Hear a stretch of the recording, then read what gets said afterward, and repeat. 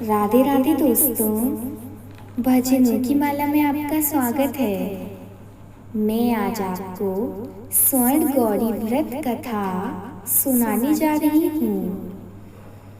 श्री शंकर भगवान ने श्री सनत कुमार से कहा, हे तात, अब मैं तुमसे श्रावण मास के शुक्ल पक्ष की तृतीया तिथि को किया जाने वाला शुभ स्वर्ण गौरी व्रत कहूँगा।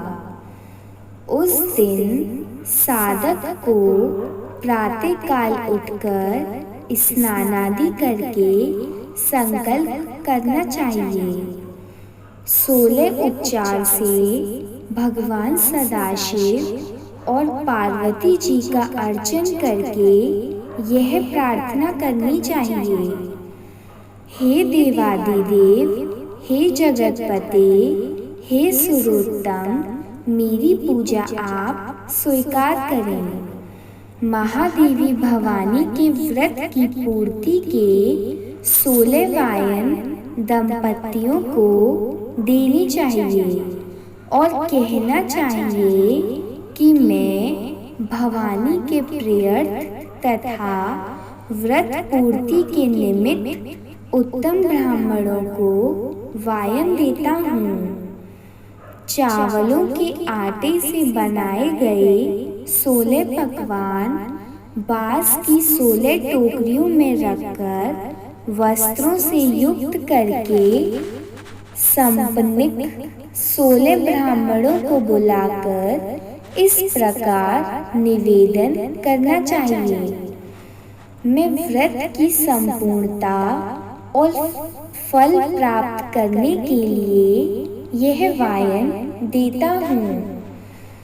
अलंकार आदि से संपन्न पतिव्रत धर्मयुक्त शोभन सुवासिनी इसे स्वीकार करें। इस तरह 16 वर्ष, 8 वर्ष, 4 या 1 वर्ष व्रत करके उद्यापन करना चाहिए। अर्चन की समाप्ति पर कथा सुनकर व्यास का अर्चन करना चाहिए। सनत कुमार जी ने भगवान श्री सदाशिव से कहा, प्रभु, इस व्रत को किसने किया था? इसका महात्म्य क्या है? आप यह सब मुझे बतलाइए। भगवान श्री सदाशिव ने कहा, हे ब्रह्मपुत्र, आपने बहुत अच्छी बात पूछी है। अब मैं सब कुछ तुम्हें बतलाता हूँ। हे महाभाग, यह स्वर्ण गौरी नामक व्रत प्राणियों को धन धान्य से सुखी करने वाला है। प्राचीन काल में सरस्वती के किनारे सुविला नाम की एक प्रसिद्ध नगरी थी। उसमें कुबेर के तुल्य चंद्रप्रभा नाम वाला राजा राज्य करता था। उसकी महादेवी तथा विशाला नाम की 2 अति सुंदर रानियां थीं। उन दोनों में से राजा को बड़ी रानी महादेवी अधिक प्रिय थी। राजा उसे देह प्राण से चाहता था और उस पर जान छिड़कता था। एक दिन राजा शिकार खेलने के लिए वन में गया। वहाँ सिंह, शार्दुल, वाराह, अरना, भैंसे, हाथी आदि का शिकार करके प्यास से व्याकुल हो राजा जंगल में इधर उधर घूमने लगा। घूमते हुए वहाँ पर एक तालाब देखा जो कि भ्रमर, चक्रवाक, कारड्व, पपीहा आदि जीवों तथा रंग बिरंगे विकसित कुमुद उत्पन्न एवं कमल, मल्लिका, चमेली आदि से युक्त था। उसने तालाब के किनारे जाकर उसका उत्तम जल पिया। उसने देखा कि तालाब के किनारे अप्सराएं गौरी का अर्चन कर रही हैं। उनसे राजा ने पूछा, आप यह क्या कर रही हैं? उन्होंने उत्तर दिया, महाराज, हम स्वर्ण गौरी का व्रत कर रही हैं। यह मनुष्य को हर प्रकार की संपत्ति प्रदान करता है। आप भी इस व्रत को कीजिए। राजा ने कहा, देवियों, आप इस व्रत की विधि को मुझे बतलाइए। साथ ही यह भी कहिए कि इस व्रत के करने से क्या फल प्राप्त होता है। अप्सराओं ने कहा, महाराज, श्रावण शुक्ला तीज के दिन स्वर्ण गौरी का यह व्रत किया जाता है। इसमें प्रसन्नता पूर्वक भगवान सदाशिव और भगवती पार्वती का पूजन किया जाता है। 16 तार का डोरा पुरुष अपने दाएं हाथ में और स्त्रियां अपने बाएं हाथ में या गले में बांधें। बस इस व्रत की यही करने की विधि है। यह सुनकर राजा चंद्रप्रभा ने भी उस व्रत को किया और 16 तार का डोरा अपने दाएं हाथ में बांधा। उसने प्रार्थना की, हे देव, मैं इस डोरे को व्रत के लिए बांधता हूँ। आप मुझ पर कृपा करें। इस प्रकार व्रत करके राजा अपनी राजधानी को लौट आया। राजा की दाईं बाह में डोरा बंधा हुआ देखकर बड़ी रानी के क्रोध का ठिकाना न रहा और उसने जबरदस्ती वह डोरा तोड़कर बाहर पेड़ पर फेंक दिया। राजा ने उसे बहुत मना किया, मगर वह नहीं मानी। उस डोरे के स्पर्श से वह सूखा पेड़ हरा भरा होकर हरे रंग के ताजा पत्तों से संपन्न हो गया।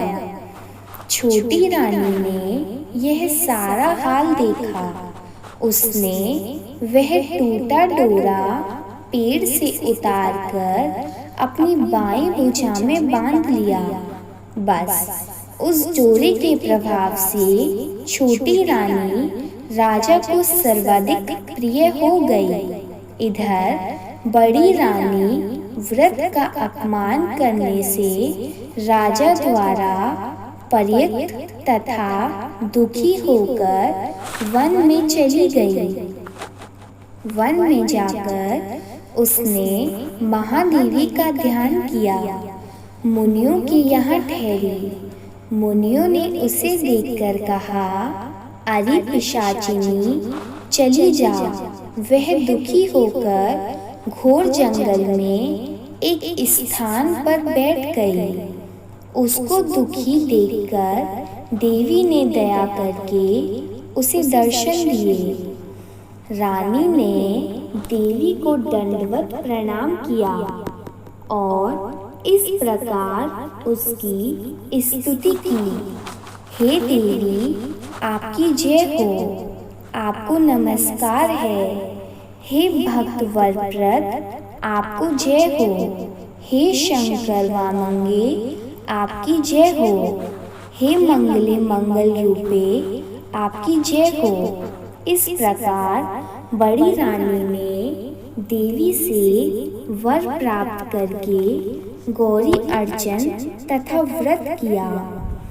व्रत के प्रभाव से राजा जंगल में गया और बड़ी रानी को वापस ले आया। देवी के प्रसाद से राजा तथा दोनों रानियों की सभी इच्छाएं पूर्ण हो गईं।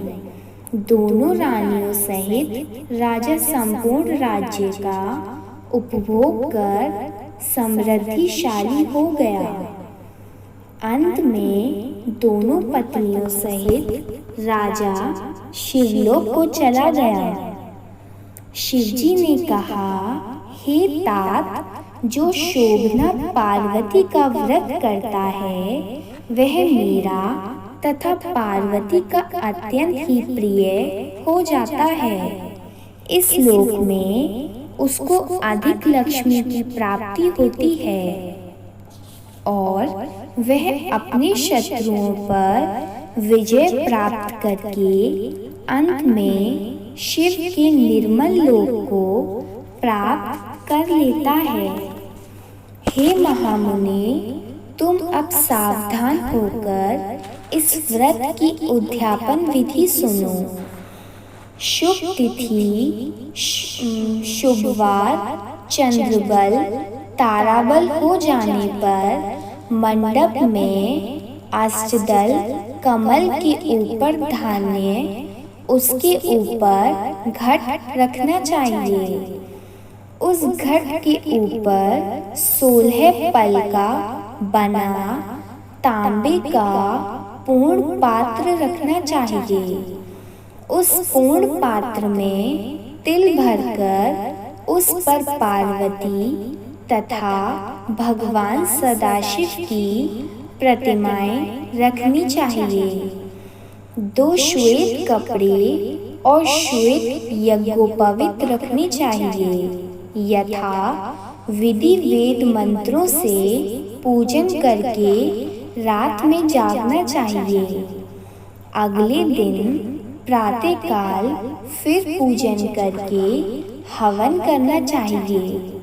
पहले गृह होम करना चाहिए, उसके पश्चात आधान होम करना चाहिए। यव मिश्रित तिल को घी में मिलाकर 1000 या 100 प्रधान आहुतियाँ देनी चाहिए। वस्त्र, अलंकार, धेनु आदि से आचार्य की पूजा करनी चाहिए। 16 वायनों को दान करके ब्राह्मणों को भोजन करवाना चाहिए। सपत्नीक 16 ब्राह्मणों को भोजन करवाकर सामर्थ्य के अनुसार दक्षिणा देनी चाहिए। इतना सब कुछ हो जाने के बाद हर्षोल्लास से सगे संबंधियों सहित भोजन करना चाहिए।